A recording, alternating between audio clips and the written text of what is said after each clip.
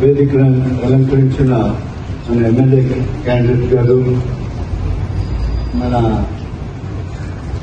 Army Radhakrishna గారు మీ అందరికీ పరిచయమే.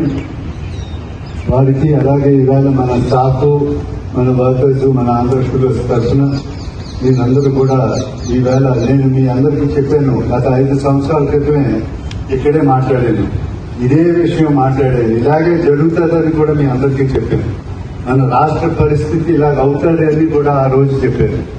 ఎందుకంటే ఆ వ్యక్తి గురించి మాకు పర్సనల్ గా తెలుసు.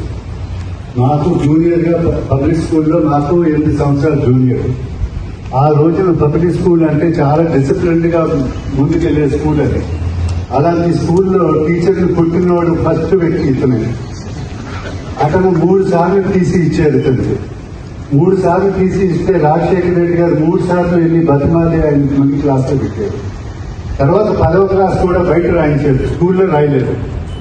ఇలాంటి వ్యక్తి గురించి మాకు బాగా తెలుసు. అప్పుడే చెప్పాను 5 సంవత్సరాలు ఇతను బయటకు వస్తే ఏ రకంగా ఉంటాడో అని. తండ్రి అతని ఎలక్షన్ కోసం కృష్ణబాబు గారిని పిలిచి నా ఇల్లు అమ్ముకుంటాను 2 కోట్లకి ఆ రోజునే అంటే కృష్ణబాబు గారు అందరికి చెప్పారు, ఏంటంటే ఈయన ఎలక్షన్కి వస్తున్నాడు 2 కోట్లకి ఇల్లు అమ్ముతాను అంటున్నాడు, మెయిన్ రోడ్డు మీద ఉంది.